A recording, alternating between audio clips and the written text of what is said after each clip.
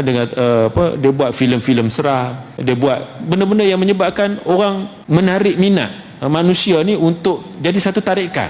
Ada amalan-amalan yang pelik-pelik yang di asrama-asrama sekolah kadang-kadang ajar benda, game yang pelik-pelik ni, seru sana seru sini, seolah-olah syaitan itu kawan.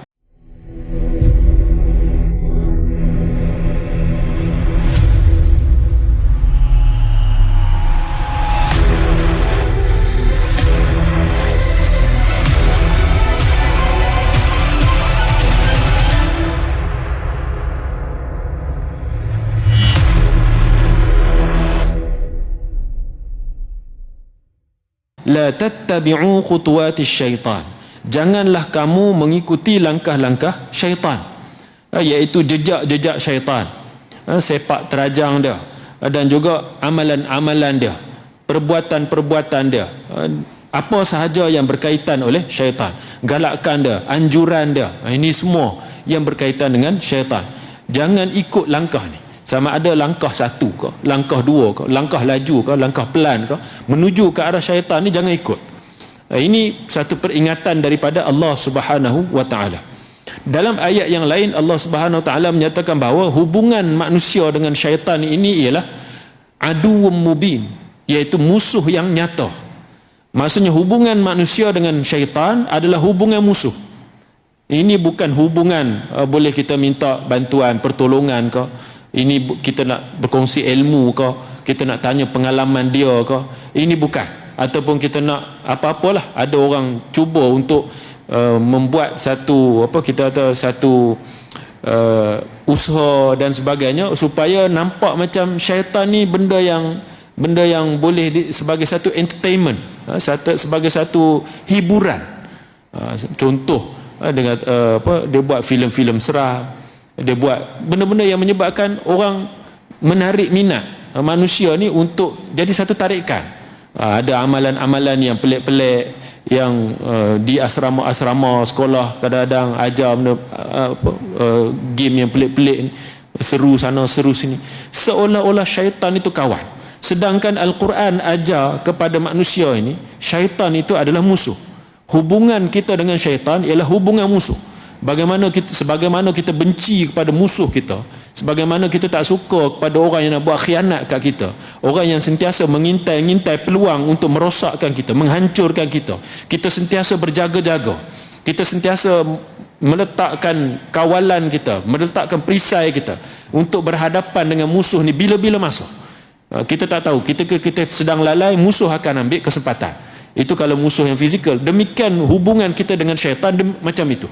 Allah Subhanahu wa taala menyatakan bahawa hubungan kita dengan syaitan ni aduwwum mubin, musuh yang nyata, terang dah, musuh yang jelas. Dan dalam ayat ini sekali lagi Allah Taala peringatkan, wala la tattabi'u khutuwatis syaitan. Jangan kamu ikut langkah-langkah syaitan. Jangan ikut. Maksudnya apa? Maksudnya dalam masa yang sama kita kena kenal siapa musuh kita. Kita kena tahu siapa musuh kita, barulah kita tahu ke mana dia nak bawa kita. Ke mana dia akan humban kita, dia akan khianati kita di mana titik lemah kita dan sebagainya, untuk kita kena pasti. Demikian perkara ni tidak diajar di dalam ajaran yang selain daripada Islam. Tak ajar. Nabi ajar kalau makan kena makan dengan tangan kanan. Sebab apa? Sebab makan dengan tangan kiri amalan syaitan. Maksudnya kalau syaitan suka makan dengan tangan kiri, jangan kamu ikut. Kamu makan dengan tangan kanan. Melangkah ke tempat yang baik, melangkah dengan kaki kanan.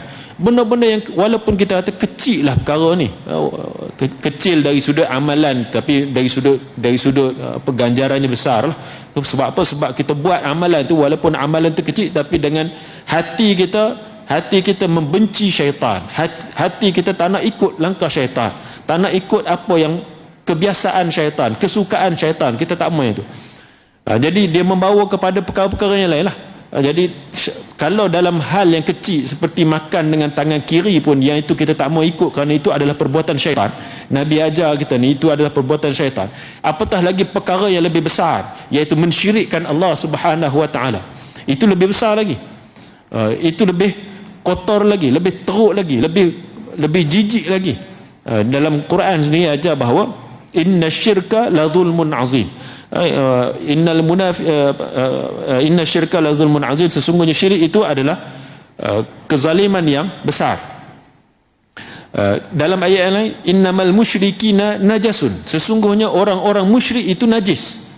Orang musyrik itu najis. Bukan tangan dia najis, bukan mata dia najis, bukan telinga, rambut, pakaian dia najis, tidak. Tapi akidah dia najis. Jadi sebagaimana kita jijik dengan kotoran najis kita sendiri pun kita tengok jijik najis kita sendiri, apatah lagi najis orang. Sebagaimana kita jijik atas perkara tersebut, demikian Allah nak ajar perasaan yang sama supaya kita jijik terhadap akidah syirik ini, iaitu menyekutukan Allah Subhanahu wa taala.